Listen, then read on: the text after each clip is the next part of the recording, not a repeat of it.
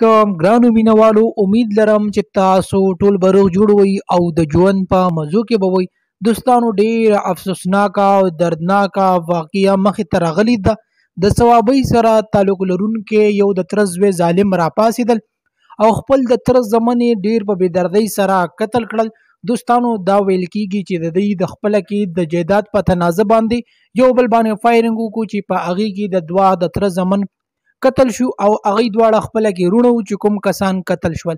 دوستانو دا څه لانجه وه او څنګه قتل شول؟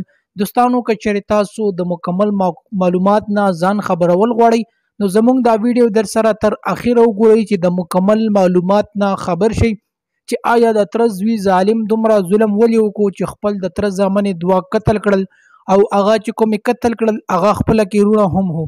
دوستانو ویډیو کتو نه مخکې که تاسو زموږ په دې چینل کې نوي وئ نو زموږ د چینل مخه در سره ضرور سبسکرایب کړئ چې زموږ کومې نوې ویډیوګانې راځي چې هغه تاسو ته په اسانۍ سره در رسي. دې سره د ټالۍ نشان هم ووایئ چې تاسو د تازه معلومات نه زر تر زره خبرېږئ.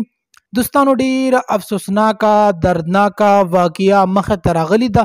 د ثوابۍ سره تعلق لرونکي یو ظالم د تره زوی راپاڅېدل او خپل دوه د تره زامن ډېر په بېدردۍ سره قتل کړل. دوستانو د دوی په جایداد باندې تنازع باندې خپل یو بل قتل کړل. دوستانو دا ویل کېږي چې دوی پهله هم یو بل باندې فایرنګ کړی وو خو د دې په وجه باندې مړی نه و شوی بلکې کسان پکې زخمی شوي وو. دوستانو نو اوس د تره زامن راپاڅېدل او دوی دواړه وروڼه په کور کې وو. دوی ته په کور راوختل او دواړه وروڼه یې په ځای باندې قتل کړل. دوستانو یقینا چې ډېر غټ ظلم او زیاتی کړی دی او دوستانو د دوی قاتلانو پلار دا خبر وکړه چې ماته د انصاف میلاو شي. زما دوه د ګل په شانتې ځوانان زمن د دې دنیا نه لاړل او ماته دوی نوې ښځې کونډې پاتې شوي. آیا زه به د دو په ښځو باندې اوس څه کومه؟ دوستانو یقینا چې ډېر غټ ظلم او زیاتی کړی دی. دوستانو پولیس ته پکار دی چې دې ته د سخته نه سخته سزا ورکړي ځکه چې دوه د تره زامنې ډېر په بېدردۍ سره قتل کړل. دوستانو امید لرم چې تاسو به زموږ دا ویډیو ضرور خوښ شوي.